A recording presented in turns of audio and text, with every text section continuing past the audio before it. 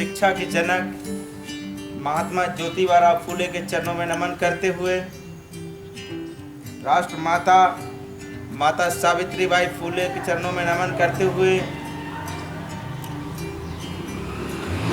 मुस्लिम समाज में जन्मी भारत की प्रथम मुस्लिम महिला शिक्षक फातिमा शेख के चरणों में नमन करते हुए, ललन सिंह यादव पेरियार के चरणों में नमन करते हुए, और आज जिनके लिए हम एकत्र हुए हैं उनके चरणों में नमन करते हुए, यहाँ पर बैठे पितातिल बुजुर्गों व हमारे आदर्श बुंदेलखंड, उत्तर प्रदेश और भारत को मिसाल और बहुजन समाज को एक करने वाले बाबूजी रामाधीन जी के चरणों में नमन करते हुए, और भाइयों की जो भुजा कहलाते हैं हमारे बाहुबल हमारे भाइयों को नमन करते हुए, सुशील चौधरी आज इस सभा में क्रांतिकारी जय भीम का उद्घोष करता है। क्रांतिकारी जय भीम, जय भीम।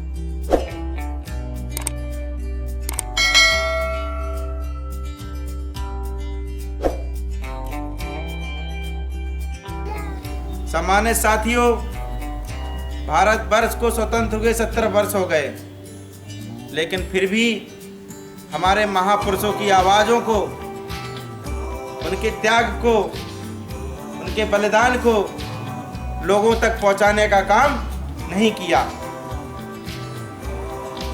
ये सीढ़ियां बनानी चाहिए थी, लेकिन बाबा साहब डॉक्टर भीमराव अंबेडकर ने जिनको पढ़ने का अधिकार दिलवाया, लिखने का अधिकार दिलवाया, और गंदी जो कीड़े मकोड़ों की तरह जो जिंदगी जीते थे उनको एक कुर्सी और मान सम्मान दिलवाया।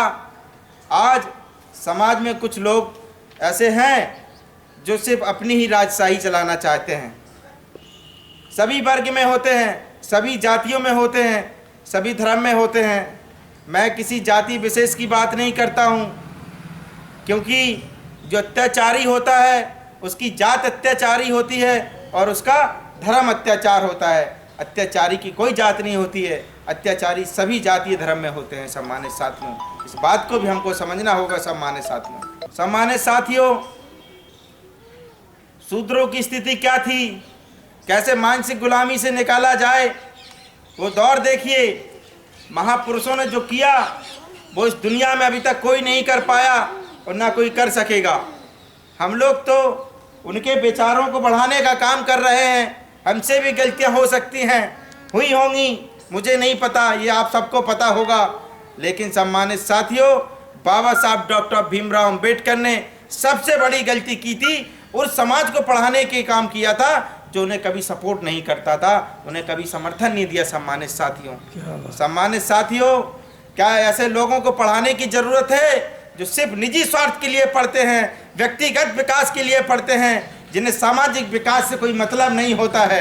ऐसे लोगों को समाज से, जाति से बहिष्कार करने की ज़रूरत है। सम्मानित साथियों, बाबा साहब डॉक्टर भीमराव अंबेडकर ने अपने बच्चों का बलिदान दिया, किस समाज के लिए दिया, क्यों दिया, क्या चाहते थे वो? आज वो कुछ लोग सिर्फ और सिर्फ बड़ी बड़ी गाड़ियों में चलते हैं, एसियों में बैठते हैं, नौकरी करते हैं, नौकरों से काम कराते हैं, लेकिन उस समाज की महिलाएं बेचारी सारे दिन धूप में 300 रुपये की मजदूरी का काम करती हैं। सम्मानित साथियों, उनको इस गुलामी से उबारने का काम किसका था? अधिकारियों का काम था। लेकिन वो लोग व्यक्तिगत विकास में हो गए। क्यों? क्योंकि उनकी बीवी को चाहिए थी 10,000 रुपये की लिपस्टिक। समाज को देंगे तो बीवी को क्या देंगे? ऐसे लोगों को हमें ढूंढ के चिन्हित करना है, उनका बहिष्कार करने की ज़रूरत है। सम्मानित साथियों, बहुत छोटा हूँ, बुरा लगे तो माफ़ी चाहूँगा, लेकिन क्रांतिकारी की कोई जात नहीं होती, कोई धर्म नहीं होता है। सुशील चौधरी क्रांतिकारी है और बाबा साहब के मिशन को मेरे शरीर का एक एक कतरा, एक एक खून का कतरा, एक एक बूंद इनका ऋणी रहेगा। जब तक मैं जीवन रहेगा, बाबा साहब के एहसानों का कर्जदार रहेगा। सम्मानित साथियों, और इस वीडियो चल रही है, सभी लोग सुन रहे हैं, माफ़ी चाहूँगा। उन लोगों से भी मैं कहना चाहूँगा जो समाज में नौकरी कर रहे हैं, समाज को बड़े स्तर पे सपोर्ट कर रहे हैं, ऐसे लोगों को मैं सत सत नमन करता हूँ, 100 बार नमन करता रहूँगा। सम्मानित साथियों, आज हमारे साथ कहीं किसी के साथ घटनाएं हो जाती हैं, तो कभी किसी बिटिया के साथ बलात्कार हो जाता है, तो कभी ग्वालियर में वाल्मीकि समाज के बच्चे किसी के खेत में शौच के लिए चले जाते हैं, उनको पीट पीट कर मार दिया जाता है। सम्मानित साथियों, एक होने की ज़रूरत है। अगर हम लोग ऐसे ही रह गए तो बाबा साहब के मिशन को बढ़ाने का काम नहीं कर रहे हैं, हम लोग सिर्फ ढकोसले करने का काम कर रहे हैं। बाबा साहब का मिशन ये नहीं था कि जयंती मनाओ, वो करो। बाबा साहब ने कहा था ज्योति से ज्योति जगाने का काम करना पड़ेगा सम्मानित साथियों, तभी क्रांति आएगी, तभी समता मूलक समाज बनेगा सम्मानित साथियों।